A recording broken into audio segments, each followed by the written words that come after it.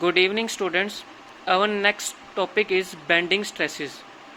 Bending stresses होता क्या है कि ये हमारे पास एक बीम है और बीम के ऊपर जब कोई लोड लगता है, लोड मीन्स W, लोड लगने के बाद जब इसके ऊपर स्ट्रेसेस लगेंगी तो बीम के ऊपर स्ट्रेसेस लगने के बाद इसकी शेप क्या हो जाएगी, वो इस तरह से हो जाएगी, कर्व्ड शेप हो जाएगी।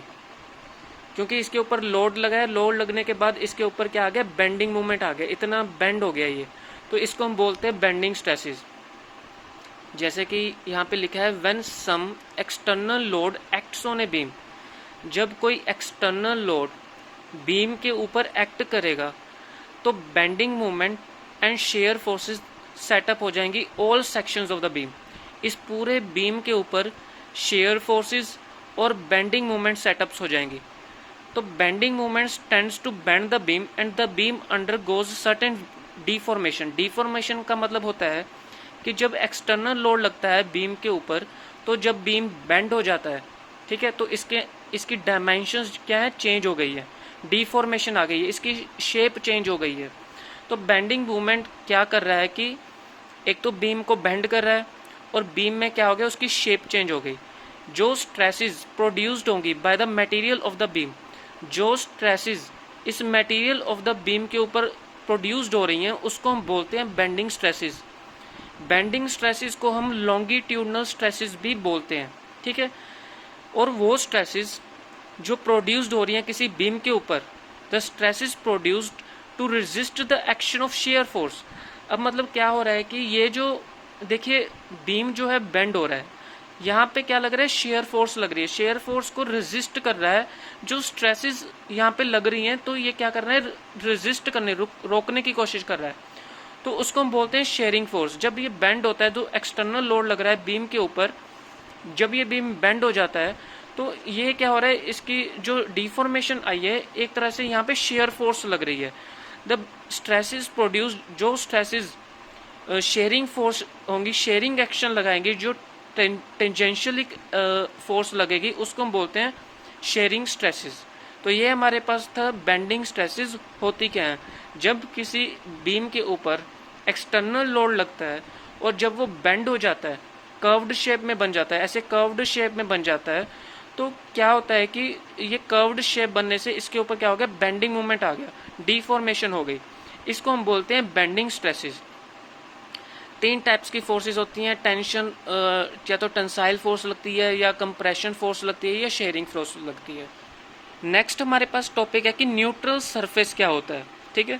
न्यूट्रल सरफेस क्या होता है, in between the upper and the lower layer of the beam, in between upper and lower layer of the beam there exist a surface in the beam which is not subjected to either tension or compression and remains unaffected, that is remains neutral।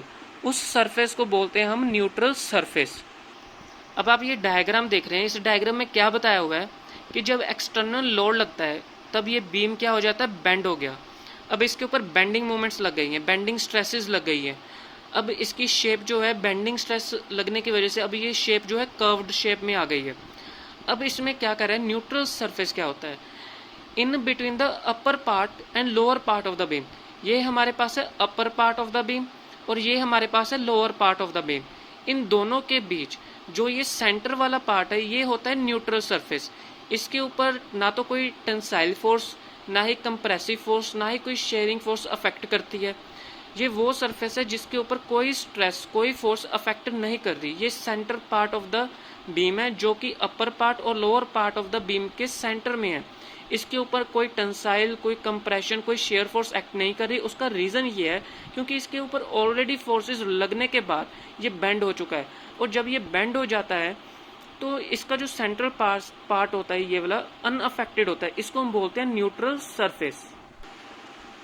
अब हमने पढ़ा है कि neutral surface क्या होता है, अब हमने पढ़ना है कि न्यूट्रल एक्सिस क्या होता है।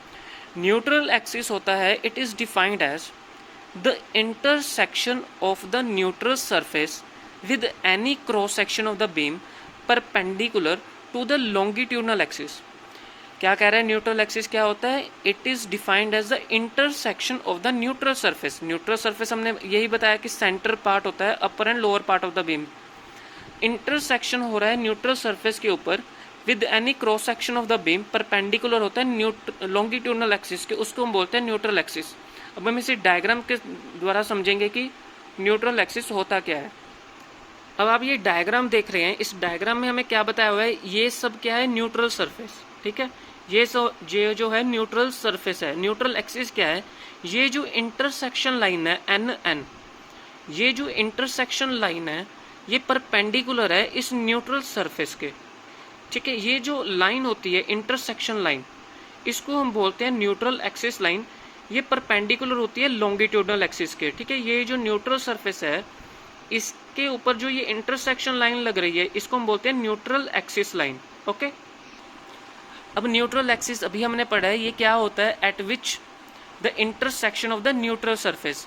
इसकी एक और डेफिनेशन भी हम ऐसे लिख सकते हैं कि न्यूट्रल एक्सिस जो होती है वो बीम पे, ये जो न्यूट्रल एक्सिस होती है बीम के, eight which stress is zero.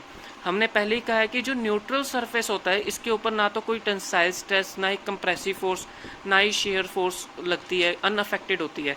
इसलिए जो न्यूट्रल एक्सिस लग रहा है बीम के ऊपर, at which the stress is zero, इसको हम डिनोट करते हैं, इसको लिखते कैसे, न्यूट्रल एक्सिस को N dot A. Neutral axis जो होती है वो सिंपली स्पॉटेड बीम पे भी लगती है, कैंटिलीवर पे भी होती है, ओवरहैंगिंग बीम पे भी होती है। अब इसको हम समझना कैसे है, स्ट्रेस क्या होता है, स्ट्रेस क्या होता है, स्ट्रेस होता है फोर्स डिवाइडेड बाय एरिया। तो फोर्स क्या होता है, स्ट्रेस मल्टीप्लाई एरिया। तो फोर्स क्या होता है, स्ट्रेस मल्टीप्लाई एरिया।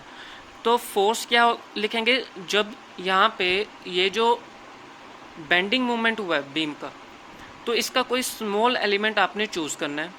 उस स्मॉल एलिमेंट पे जो फोर्स होगी, वो जो फोर्स हम कैलकुलेट करेंगे, हमने कहा है कि स्ट्रेस जीरो होती है, हमने यहाँ पे डेल्टा एफ को जीरो बना के लेके चलेंगे आगे। तो डेल्टा एफ यहाँ पे क्या होगा, स्मॉल एलिमेंट पे डेल्टा एफ क्या होगा, स्ट्रेस मल्टीप्लाई एरिया। एरिया क्या है, इस बीम का जो एरिया, ठीक है। अब उसके बाद हमने इक्वेशन लगाई है बेंडिंग इक्वेशन। बेंडिंग इक्वेशन क्या होती है, F divided by y equals to E divided by, if F divide by y equals to capital Y divided by R. तो ये हमारे पास होती है बेंडिंग इक्वेशन।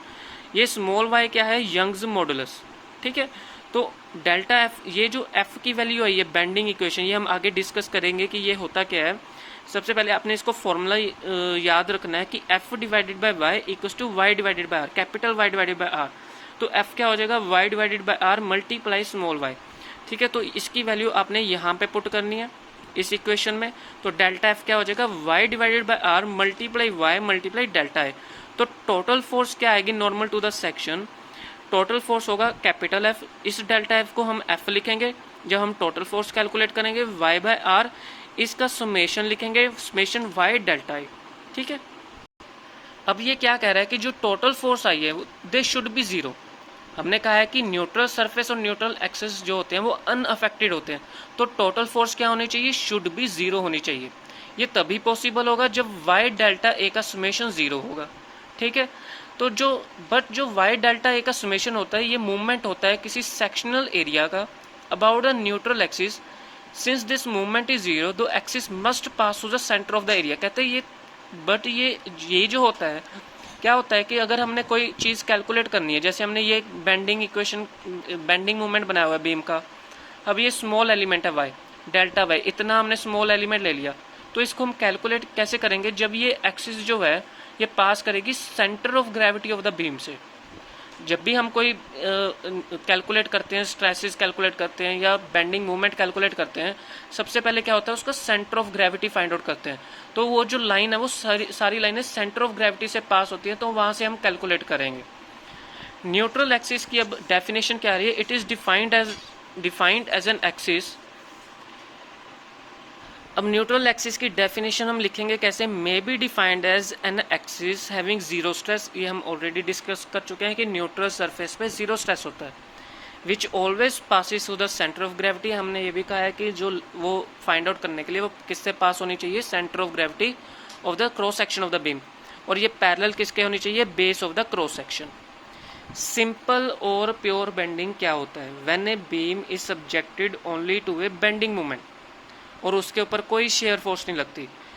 जब किसी बीम के ऊपर सिर्फ बेंडिंग मोमेंट की बात हो रही है और शेयर फोर्स की बात नहीं हो रही, उसको हम बोलते हैं सिंपल और प्योर बेंडिंग। ठीक है, तो जैसे यहाँ पे एक्सटर्नल लोड लग रहा है, यहाँ पे आप देखें ये एम क्या है, बेंडिंग मोमेंट है।